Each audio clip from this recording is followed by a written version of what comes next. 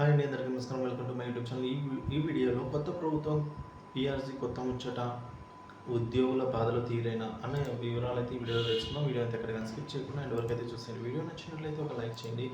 ఇంకా సబ్స్క్రైబ్ అవునట్లయితే మన ఛానల్ వెంటనే సబ్స్క్రైబ్ చేసుకున్న ద్వారా నేను చేసే లేటెస్ట్ అప్డేట్ న్యూస్ అందరికంటే ముందుగా మీరే పొందగలుగుతారు. ఇక మనం ఆలస్యం చేయకుండా వివరాలకైతే వెళ్ళిపోదాం. రెండో పీఆర్సీ కాలాతీరం అండి. ఏప్రిల్ 2తో 6 నెలల గడువు సమాప్తి. సో ఇప్పటికీ సిఫార్సులు చేయని కమిషన్లు. మార్చిలో ఉద్యోగ సంఘాలతో భేటీ ప్రారంభం. అవి ముందు ఇక జూలై 1 నుంచి రావాల్సిన ఫిట్మెంట్ 9 నెలలైనా అందని కొత్త వేతనాలు. ఉద్యోగుల ఉపాధ్యాయుల్లో ఆందోళనలు.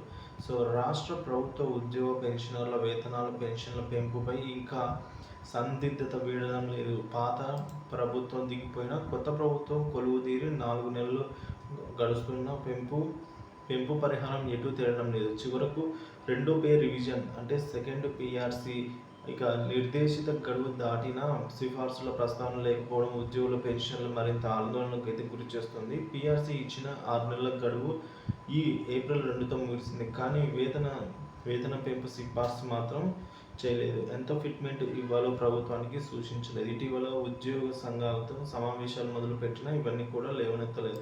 ఎంతకాలం పడుతుందో అని ఆ సంఘాల నేతలు ఆందోళన వ్యక్తం చేస్తున్నారు. 2018 నాటి మొదటి పీఆర్సీ 5 ఏళ్ల కాలం 2023 జూన్ 30తో అయితే ముగిసింది. సో 2023 జూలై నుంచి తెలంగాణలో రెండో పీఆర్సీ కొత్త వేతనాలు అమల్లోకి రావాలి. కానీ అప్పటి బీఆర్ఎస్ ప్రభుత్వం రెండో పీఆర్సీని వెంటనే నియమించలేదు. శాసనసభ ఎన్నికల ముందు అక్టోబర్ 2న రెండో పీఆర్సీని వేస్తూ ఉత్తర్వులు జారీ చేసింది. రిటైర్డ్ ఐఏఎస్ అధికారి ఎస్ శివశంకర్ చైర్మన్గా, మరో రిటైర్డ్ ఐఏఎస్ బి రామయ్య గారు సభ్యుడిగా ద్విసభ్య కమిషన్ను ఏర్పాటు చేసింది. దీనికి విధి విధానాలను కూడా నిర్దేశించిందండి రాష్ట్ర ప్రభుత్వం. సో అదేవిధంగా ప్రస్తుతం ఉద్యోగ పెన్షన్లకు ఇస్తున్న వేతనాలు పెన్షన్లు ఇతర రాష్ట్రాల్లోని వేతనాల సరళి కేంద్ర ప్రభుత్వ ఉద్యోగుల వేతనాలు పరిశీలించాలని, రాష్ట్ర రాబడుల పెరుగుదల, భవిష్యత్తులో అభివృద్ధి సంక్షేమ పథకాలకు ప్రభుత్వం చేసే వ్యయాలు వంటి వాటిని అయితే పరిగణలోకి తీసుకుని రావాలని పీఆర్సీ సూచించింది. ఉద్యోగ సంఘాలతో సమావేశాలు నిర్వహించి అన్ని రకాలుగా అధ్యయనం చేసి 6 నెలల్లో ప్రభుత్వానికి నివేదిక ఇవ్వాలని ఆదేశించింది. ఈ ఏప్రిల్ 2కు 6 నెలల కాలం గడిచిపోయింది. కానీ ఇప్పటి వరకు సిఫార్సులు అతీగతి లేదు.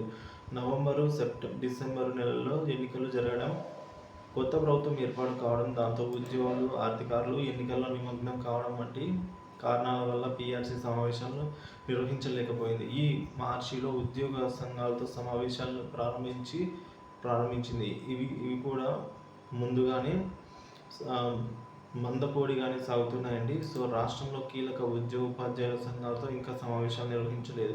మరోపక్క ప్రభుత్వం విధించిన గడువు ముగిసింది. ఇక ఉద్యోగులను తీవ్ర ఆందోళనకు అయితే గురి చేస్తుంది. నిజానికి మొదటి పీఆర్సీ వల్లే తమకు అన్యాయం జరిగింది అని ఇప్పుడు రెండో పీఆర్సీ వల్ల ఏదైనా న్యాయం జరుగుతుందా అన్న సందేహాలు అయితే చేస్తున్నారు. 2018 జూలై 1 నుంచి అమల్లోకి రావాల్సిన మొదటి పీఆర్సీ వేతనాలు కూడా చాలా ఆలస్యమయ్యాయి అయితే చెబుతూ ఉన్నారు.